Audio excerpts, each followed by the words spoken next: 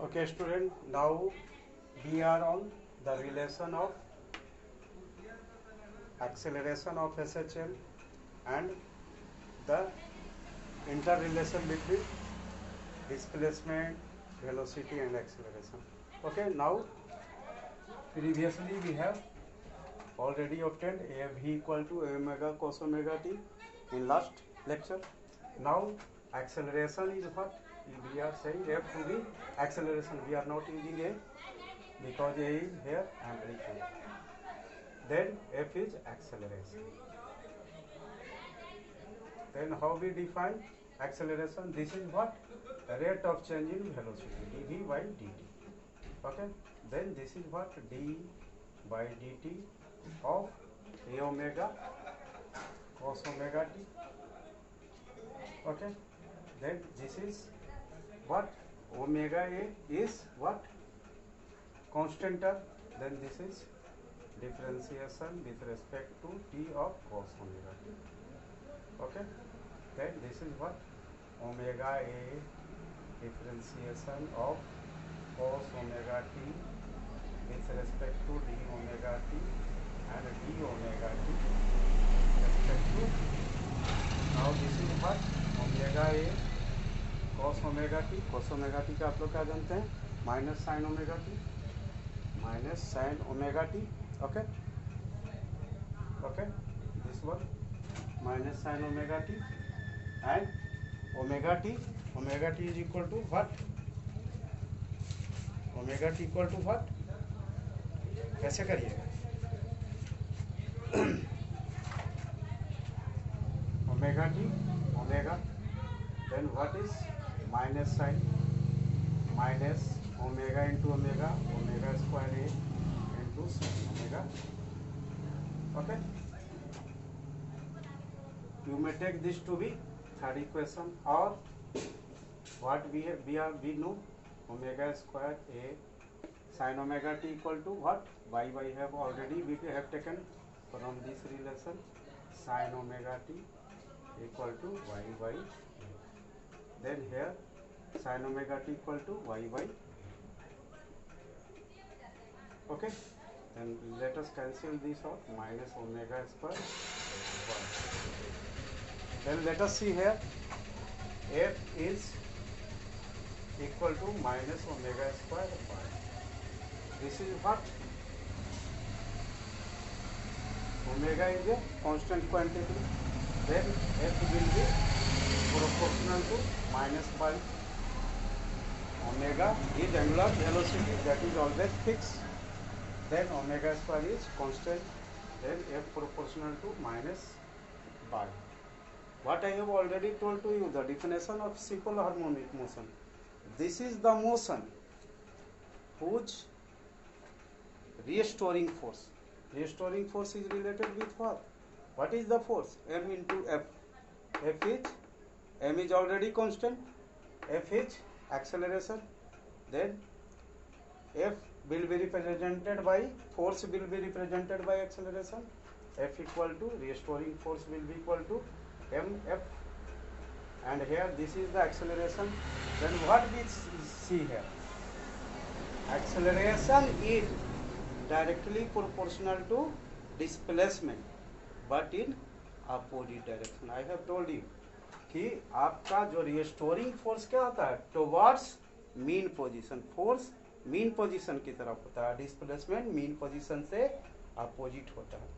तो दोनों एक दूसरे के क्या होता है? अपोजिट डायरेक्शन में होता है और डायरेक्टली प्रोपोर्शनल. तो let us see here, F is directly proportional to acceleration, is directly proportional to displacement and with negative sign. Then this again clarifies that this motion is in SHM. I have told you कि आगे जाके आपको हम समझाएंगे कि कैसे होता है SHM में. तो this relation also shows. Okay. Now let us see the maximum values of, again we have already seen the maximum value of x displacement, maximum value of velocity, and now the turn is of acceleration. Okay. Then here we just write down three relations. what y was equal to what, y equal to a sin theta, और v was what, y was what, v was a omega cos omega t, है ना। आपका क्या था, अब लिखे बताए थे ना पिछली बार, क्या था, v equal to omega into A square minus one, दो रिलेशन है ना। v equal to, third relation अभी क्या आया, एफ इक्वल टू क्या आया, ओमेगा स्क्वायर वाई। ओके, तीन रिलेशन हो गया, ये हो गया डिस्प्लेसमेंट, ये हो गया वेलोसिटी, और ये हो गया एक्सीलरेशन। अब गौर करिए relation between both, let us write down here displacement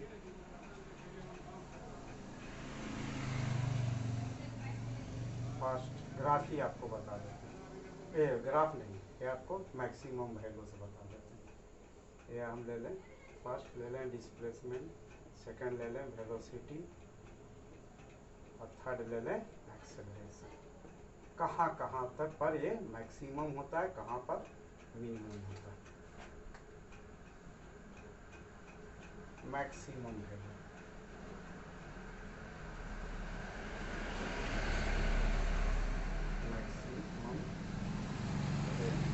of what, displacement. कहाँ होगा आपका मैक्सिमम, गौर करिए, ये वाई मैक्सिमम कहाँ होगा, यहाँ तक, इसको हम लोग क्या कहते हैं, यहाँ से यहाँ तक, है ना। तो Y displacement will be equal to maximum value will be कितना, यहाँ लिख दीजिए मैक्सिमम वैल्यू, मैक्सिमम वैल्यू, यहाँ लिख दीजिए मिनिमम वैल्यू, मिनिमम, है ना। ये वाला चीज़ यहाँ लिख दिए, खैर चलिए इस जगह थोड़ा इधर कर देते हैं, एफ भी हो गया, ये हो गया आपका, एफ ले लें, और इसको हम ऐसे कर देते है ना, ये वाला ले ही लिए हैं तो इसको अब इरेज नहीं करते, इधर ही हो गया। अब यहाँ देखिए हम इसमें एक क्वांटिटी ले लिए, एक क्वांटिटीज है,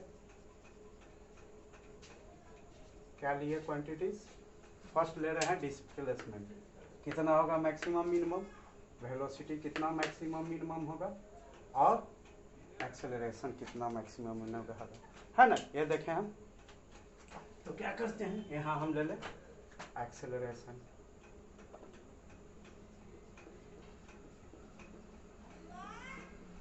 ठीक है।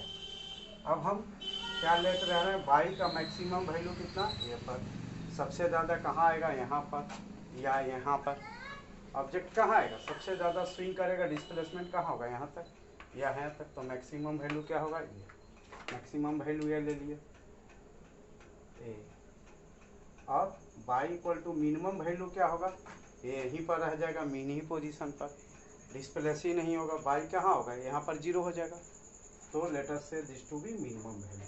समझ गए क्या है हमारा, डिस्प्लेसमेंट का मैक्सिमम वैल्यू है और minimum value zero.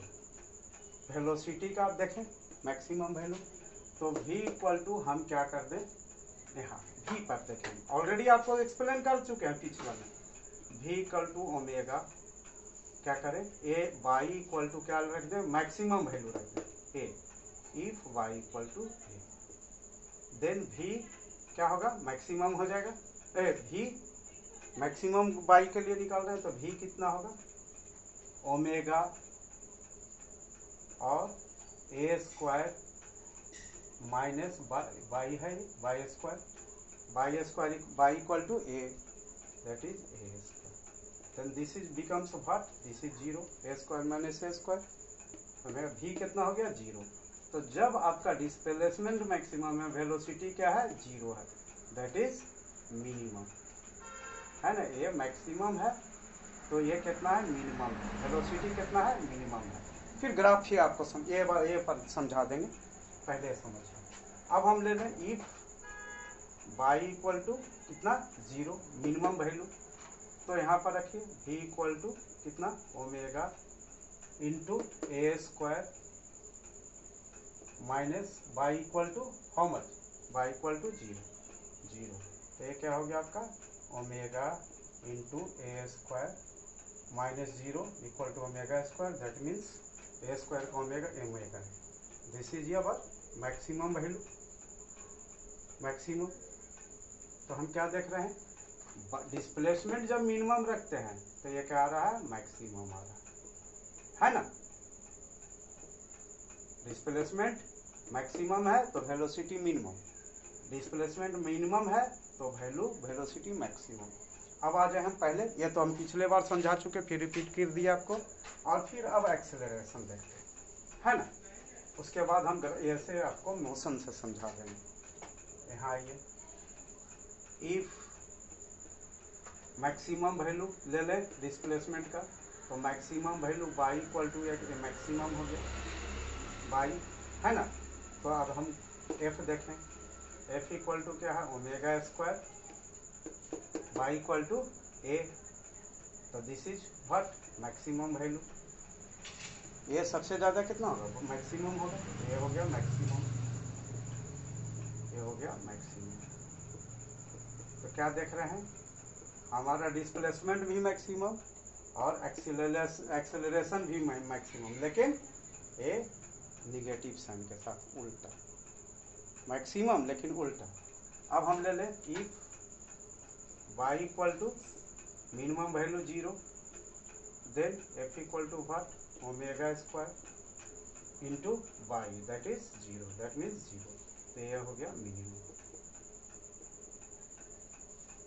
Okay, then इसको ग्राफ, इसको चार्ट को समझें। y जब मैक्सिमम है, डिस्प्लेसमेंट मैक्सिमम है तो एक्सेलरेशन मैक्सिमम है, डिस्प्लेसमेंट मिनिमम है तो एक्सेलरेशन मिनिमम है, लेकिन वेलोसिटी के साथ अलग रिलेशन है। डिस्प्लेसमेंट मैक्सिमम है तो वेलोसिटी मिनिमम, डिस्प्लेसमेंट मिनिमम है तो वेलोसिटी मैक्सिमम। अब यहाँ देखिए, गौर करिए, यहाँ हमारा, यहाँ पर क्या हो गया, ए डिस्प्लेसमेंट मैक्सिमम हो गया। तो यहाँ पर क्या हो गया, वेलोसिटी हमारा, यहाँ वेलोसिटी क्या हो गया 0 हो गया, है ना।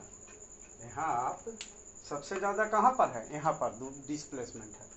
डिस्प्लेसमेंट मैक्सिमम हो गया तो वेलोसिटी क्या देख रहे हैं, मिनिमम 0। और यहाँ पर एक्सेलरेशन क्या है, मैक्सिमम है ना, ये मैक्सिमम है। ये डिस्प्लेसमेंट मैक्सिमम तो वेलोसिटी मिनिमम और एक्सेलरेशन मैक्सिमम। अब यहाँ देखें, यहाँ पर मीन पोजीशन पर डिस्प्लेसमेंट 0, यहाँ डिस्प्लेसमेंट 0, तो वेलोसिटी क्या है, वेलोसिटी मैक्सिमम है, मैक्सिमम। और एक्सेलरेशन क्या है, मिनिमम। एक्सेलरेशन क्या है, 0।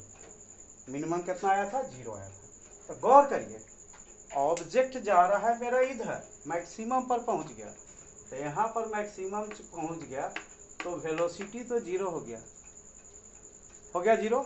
यहाँ पर आ गया, ऐसे गया, यहाँ तक आया, तो वेलोसिटी क्या देख रहे हैं, 0 हो गया। इसलिए ये it will tell toward mean position. चूंकि वेलोसिटी 0 हो गया तो अब लौटेगा ना, जैसे हम ऊपर कुछ फेंकते हैं तो मैक्सिमम हाइट पर जाता है, वेलोसिटी जाते जाते जाते 0, फिर नीचे आएगा।